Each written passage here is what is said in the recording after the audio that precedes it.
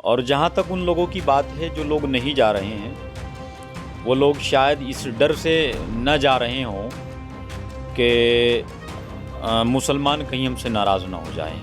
मुसलमान सारी चीज़ों को करीब से देख रहा है, इसलिए मैं कांग्रेसियों को और उन तमाम लोगों को ये कहता हूँ जो लोग वहाँ नहीं जा रहे हैं सिर्फ इसलिए कि कहीं मुसलमान नाराज़ ना हो जाएं, वो सब लोग जाएं। आपके जाने न जाने से कोई फ़र्क नहीं पड़ता है। आप सब लोगों का अकीदा ये है कि राम जी का जन्म वहाँ हुआ था, तो राम जी का जन्म जहाँ हुआ हो और ऐसे में वहाँ से ऐसी जगह से आपको न्योता मिले तो आपको ज़रूर जाना चाहिए। 70% मुस्लिम भारत के अंदर कन्वर्ट मुसलमान हैं जो और धर्मों को छोड़ करके जिन्होंने इस्लाम को कबूल किया। देखो, शरीयत ज़ाहिर पे फतवा लगाती है, बातिन पर नहीं। बातिन तो आप अल्लाह के हवाले छोड़ दीजिए। इस देश में मैं फिर से कह रहा हूँ 70% मुसलमान ऐसा है जो श्री राम जी का वंशज है। बिल्कुल जाहिर सी बात है, राम के नाम पर सियासत नहीं होनी चाहिए। राम एक पवित्र और एक पाक हस्ती का नाम है। जमीयत हिमायतुल इस्लाम के जो अध्यक्ष हैं कारी अबरार जमाल साहब, वो इस वक्त हमारे साथ हैं, उनसे बात कर लेते हैं। कारी अबरार जमाल साहब, आपका एक बार फिर से स्वागत है। मेरा सवाल आपसे यही है कि अब 22 जनवरी को श्री राम मंदिर का उद्घाटन हो रहा है, लेकिन उससे पहले कहीं ना कहीं पॉलिटिक्स भी बहुत ज़्यादा हाई है। कांग्रेस के नेता आज गए हैं और अखिलेश यादव कह रहे हैं कि वो प्राण प्रतिष्ठा के बाद ही फैमिली के साथ जाएंगे दर्शन करने के लिए। 22 तारीख को ही ये लोग क्यों नहीं जा रहे हैं? सबसे पहले तो आपका खैर मकदम, और तमाम सनातनियों को, तमाम भारतीयों को राम मंदिर की तामीर की बहुत बहुत मुबारकबाद। दूसरी बात यह है कि जिन लोगों को अयोध्या जाने का निमंत्रण मिला है वो बहुत खुशनसीब हैं, क्योंकि आप सब लोगों का अकीदा है, अकीदे के साथ साथ इंसान धर्म को मानता है। आप सब लोगों का अकीदा ये है कि राम जी का जन्म वहाँ हुआ था, तो राम जी का जन्म जहाँ हुआ हो और ऐसे में वहाँ से ऐसी जगह से आपको न्योता मिले तो आपको ज़रूर जाना चाहिए। और जहाँ तक उन लोगों की बात है जो लोग नहीं जा रहे हैं, वो लोग शायद इस डर से न जा रहे हों कि मुसलमान कहीं हमसे नाराज़ ना हो जाएं। जबकि मैं उनकी गलतफ़हमी ये दूर कर दूं कि मुसलमान इतना बेवकूफ़ बिल्कुल नहीं है। मुसलमान बहुत करीब से इन सारी चीज़ों को देख रहा है, समझ रहा है, और मुसलमानों को अल्लाह ने दो आँखें दी हैं। अल्लाह ने कहा है अलम नजअल लहू ऐनैन व लिसानन व शफ़तैन, हमने दो आँखें दी, होंठ दिए, ज़बान दी। मुसलमान सारी चीज़ों को करीब से देख रहा है, इसलिए मैं कांग्रेसियों को और उन तमाम लोगों को ये कहता हूँ जो लोग वहाँ नहीं जा रहे हैं सिर्फ इसलिए कि कहीं मुसलमान नाराज़ ना हो जाएं, वो सब लोग जाएं।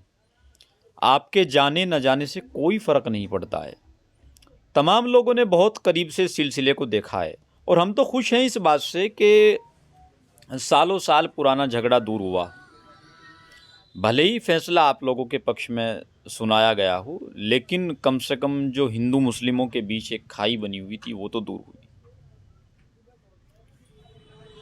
दूसरा सवाल मेरा आपसे यही है कि अभी कुछ नेता हैं वो कह रहे हैं कि हम राम के वंशज हैं और श्री राम हमारे बेटे हैं, मुस्लिम नेता विशेषकर। तो क्या लगता है आपको, क्या उसके पीछे पॉलिटिक्स है, क्या उनके आत्मा जाग रही है?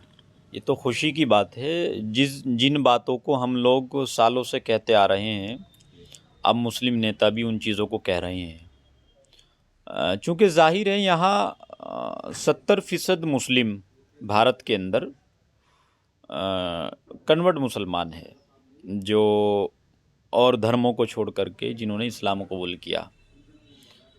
जैसा कि मैं एक मुस्लिम राजपूत हूँ, अब से 200-250 साल पहले मेरे पूर्वज भी हिंदू रहे होंगे, और जाहिर है वो लोग आज भी उनको मानते हैं। क्यों मानते हैं? मैं एक हदीस से निकल कर के सामने आता है, अल्लाह के नबी सल्लल्लाहु अलैहि वसल्लम से हज़रत आयशा ने पूछा कि या रसूलल्लाह, मेरी खाला एक यहूदी हैं, वो ईमान में दाखिल नहीं हुई लेकिन वो बीमार है, क्या मैं उनके पास जा सकती हूँ? तो पैगंबर साहब ने बड़ी तारीख़ी बात कही। पैगंबर साहब ने कहा कि सिर्फ जाना ही नहीं बल्कि उनकी खिदमत आपके ऊपर फ़र्ज़ है, इससे मैसेज साफ हो जाता है कि इस्लाम का ये मैसेज कि भले ही आप दूसरे मज़हब में दाखिल हो गए हों, आपने इबादत का तरीका दूसरा चुन लिया हो, लेकिन आप अपने पूर्वजों को, आप अपने बुज़ुर्गों को नहीं भूल सकते। ये बात हम सालों से कहते आ रहे हैं। जब जब हमने ये बात कही तो बड़ा मुसलमानों ने, कुछ लोगों ने, कुछ धार्मिक मौलानाओं ने हमारा विरोध किया, लेकिन आज मुस्लिम नेता इस बात को कह रहे हैं तो उनका विरोध बिल्कुल नहीं होता, क्योंकि जाहिर सी बात है उन लोगों को फिर कहते हैं कि सियासत के लिए कर रहे हैं। देखो, शरीयत ज़ाहिर पे फतवा लगाती है, बातिन पर नहीं। बातिन तो आप अल्लाह के हवाले छोड़ दीजिए। जब ज़ाहिर में जो हम कह रहे हैं वो कह रहे हैं तो उनके लिए हमारे लिए फैसला अलग अलग नहीं हो सकता है। बहुत अच्छी बात है, उन्होंने बिल्कुल ठीक बात कही। इस देश में मैं फिर से कह रहा हूँ 70% मुसलमान ऐसा है जो श्री राम जी का वंशज है। आप भी उनमें से एक हैं? जी बिल्कुल, जाहिर सी बात है, इसमें कोई बुरी बात नहीं है। 200-250 साल पहले हमारे बुज़ुर्ग भी जो है वही रहे होंगे, और हमारा तो आज भी आना जाना है, सब बिल्कुल उठना बैठना। जब हम दीनी बात करेंगे तो हम ला इलाहा इल्लल्लाह क्या कहेंगे, और जब हम दुनियावी किसी चीज़ पर अगर वो हमें बुलाते हैं, हम उनके यहाँ जाते हैं, वो हमारे यहाँ आते जाते हैं, दुनियावी एतबार से वो हमारे भाई हैं, बिल्कुल, इसमें कौन सी उसकी बात है। तो जो पॉलिटिक्स हो रही है उसको आप गलत ठहराते हैं? बिल्कुल जाहिर सी बात है, राम के नाम पर सियासत नहीं होनी चाहिए। राम एक पवित्र और एक पाक हस्ती का नाम है, क्योंकि हमारा यकीन है ये।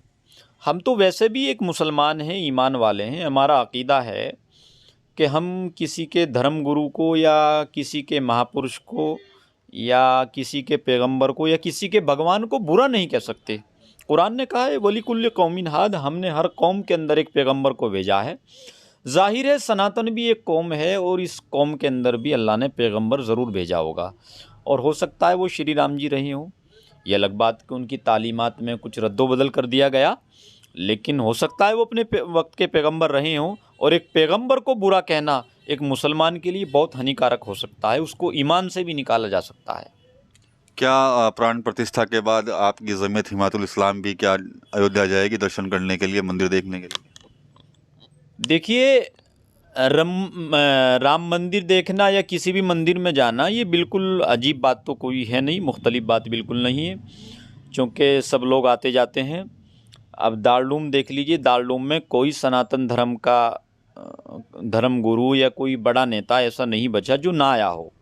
अभी कुछ दिन पहले भारत सरकार की अल्पसंख्यक मंत्री स्मृति ईरानी जी मदीना होकर आई हैं, तो जब वो मदीना जा सकती हैं तो हम अयोध्या क्यों नहीं जा सकते? बिल्कुल जा सकते हैं। ये अलग बात है कि हमारा अकीदा अलग है, उनका अकीदा अलग है। अब हम किस अकीदे से जाएंगे वो हम जानते हैं या अल्लाह बेहतर जानता है। वो स्मृति ईरानी जी किस अकीदे के साथ मदीना गई है, अब वो जानती हैं या उनका अल्लाह जानता है, उनका भगवान जानता है। स्मृति ईरानी जी के मदीना जाने पर भी तो काफ़ी विवाद है, कुछ कट्टरपंथी उनका लगातार विरोध कर रहे हैं।